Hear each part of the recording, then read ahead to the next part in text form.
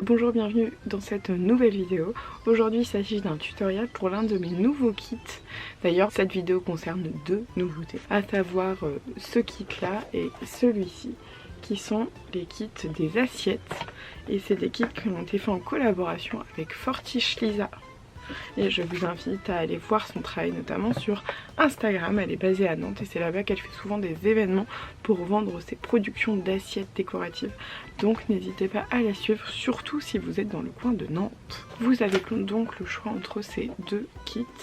Ici vous avez les 3 tissus différents avec le livret explicatif, et dans celui-ci vous avez seulement un tissu plus tout le matériel pour réaliser votre projet. Vous verrez au dos ici, il est expliqué quel tissu vous avez dans la boîte. Ce sera forcément un seul des 3 dans la boîte, alors qu'ici vous avez les 3. Moi j'ai réalisé ces kits dans ce sens là. Donc l'assiette fleurie pour plus de beurre que de mal, celui-ci pour We Can Do It et celui-ci pour moins de macho, plus de nacho. Mais vous pouvez très bien choisir de faire différemment, mettre le plus de beurre que de mal dans cette assiette là. Voilà, vous faites bien votre tambouille comme vous le souhaitez. Je vous laisse avec le tutoriel et tout ce que vous avez à savoir pour faire ce projet. Je profite de cette vidéo pour vous donner un petit aperçu du travail de Lisa. Bon, c'est ma petite collection personnelle. Donc elle fait des illustrations comme celle-ci et elle m'a fait cette assiette en exclu pour célébrer cette collab là. Et de plus de beurre que de mal est née cette broderie.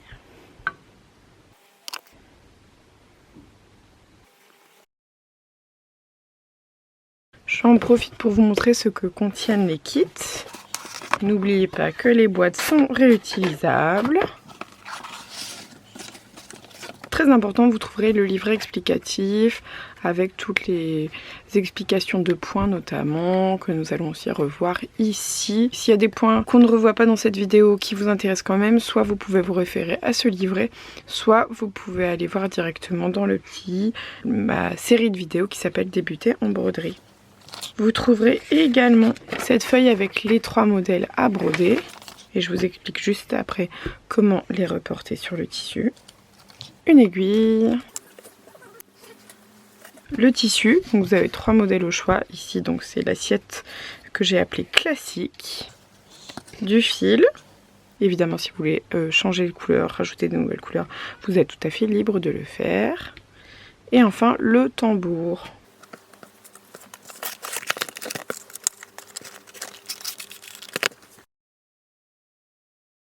L'étape suivante, c'est de transférer son patron sur le tissu. Si comme moi, vous n'avez pas de table lumineuse, vous pouvez vous servir d'une fenêtre. Donc là, évidemment, le plan est à contre-jour, mais c'est pas grave, c'est pour vous montrer un peu le processus. Donc j'ai pris mon patron, j'ai mis du scotch, mais sur l'envers. Je le place sur ma fenêtre. Je prends mon tissu tendu, je m'assure qu'il soit bien tendu, bien centré, mon stylo friction, et je vais venir décalquer.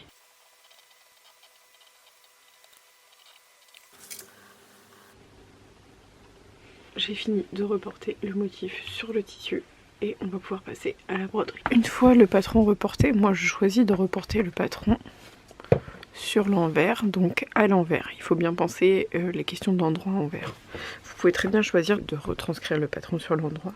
Le problème c'est qu'avec le temps, le stylo peut ressurgir et donc tacher le tissu pour toujours quoi si vous voulez. Et ce qui fait que ça va gâcher un peu la broderie. Alors que si vous le faites sur l'envers, au moins là, on n'a pas de risque que ça vienne tacher le tissu sur le long terme.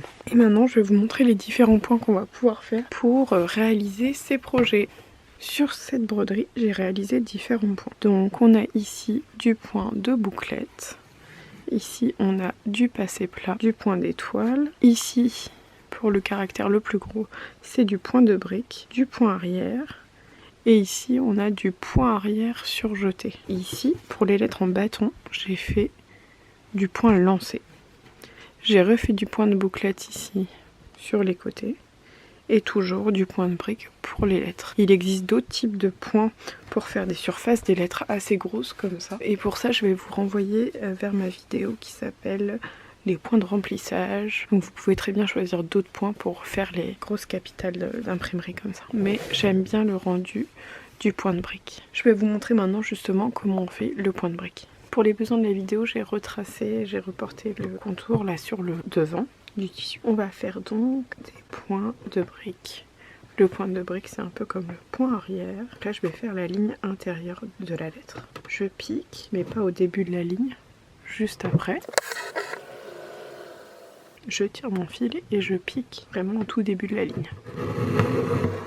Je reviens en arrière et je repique dans le même trou. On fait attention parce que là derrière, il y a le nœud. Donc on ne pique pas dans le nœud. Et ainsi de suite. Et je viens repiquer dans le point précédent et on fait toujours ça. On avance d'un pas, de 2 pas. 1, 2, donc je viens repiquer ici. Et je reviens en arrière une fois.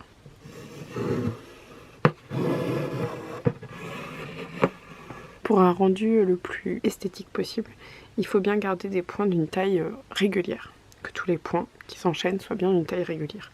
Par contre, pour respecter les arrondis et avoir des arrondis les plus doux possibles, il ne faut pas non plus hésiter à, justement dans les arrondis, faire des points plus serrés.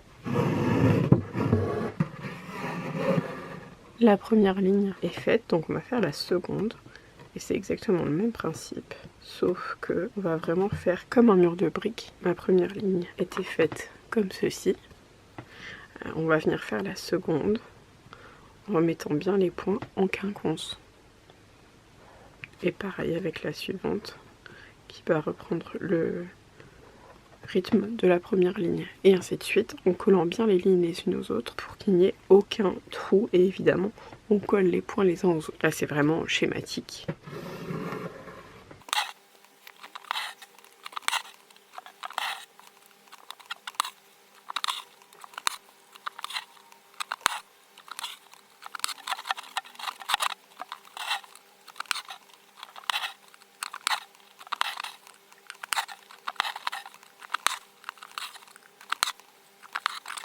Je vais continuer pour faire toutes les lettres et on va dire qu'avec un fil complet de 6 brins comme celui-ci, il va falloir entre 4 et 6 rangs suivant l'épaisseur de la lettre. Alors j'ai presque fini ce modèle, mais comme vous pouvez le voir ici, le tissu s'est détendu et ça crée des petites vagues. Et j'aime pas du tout ça. Donc pour y remédier, avant de terminer les 2 lettres qui me restent, je vais faire la finition du dos, c'est-à-dire que je vais venir coller le tissu sur le tambour. Donc c'est très simple. Je peux laisser mon aiguille, ça pose pas de problème. Ce qu'il faut avant tout, c'est bien replacer le tissu. Qu'une fois qu'il est collé, on ne pourra plus le bouger. Donc il faut bien le centrer. S'assurer que ça ne déforme pas la broderie. Qu'il n'y a pas de plis et tout ça. Donc là, il y a encore un peu des plis, mais je le réglerai dans un deuxième temps. Je vais d'abord venir coller la partie du dessus parce que dans ces tambours là c'est la partie la moins serrée toujours. Je prends mon pistolet à colle et donc je vais venir par portion, d'abord ici puis là venir mettre de la colle. J'ai mis de la colle sur une portion et on rabat le tissu par dessus.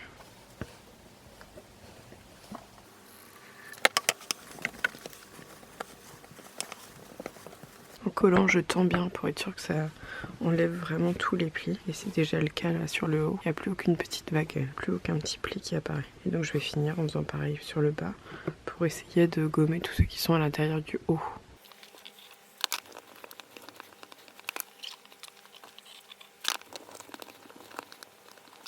Et voilà, et maintenant il n'y a plus aucune petite vague nulle part. Donc je peux terminer les 2 lettres qui me restent. Avant de continuer, je vais juste enlever l'excédent de tissu, comme pour ici.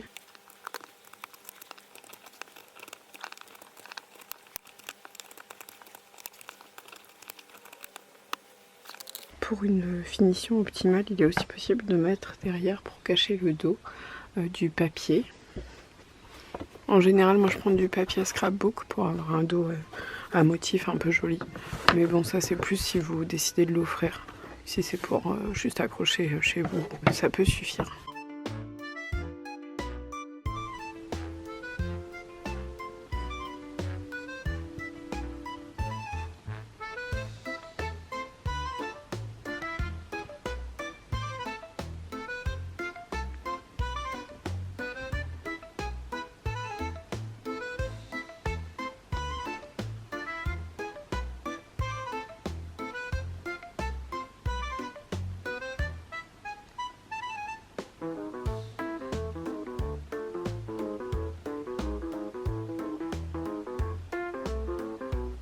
Et voilà, vos projets sont terminés. J'espère que ça vous a plu, que vous avez appris des petites choses et que surtout vous êtes bien amusés, parce que c'est bien tout l'essence de ce projet, c'est de bien se marrer tout en brodant, donc en se détendant et en plaçant des petites idées tant qu'on y est. Je vous remercie d'avoir regardé cette vidéo, surtout n'hésitez pas à vous abonner et je vous laisse avec d'autres tutoriels sur ma chaîne.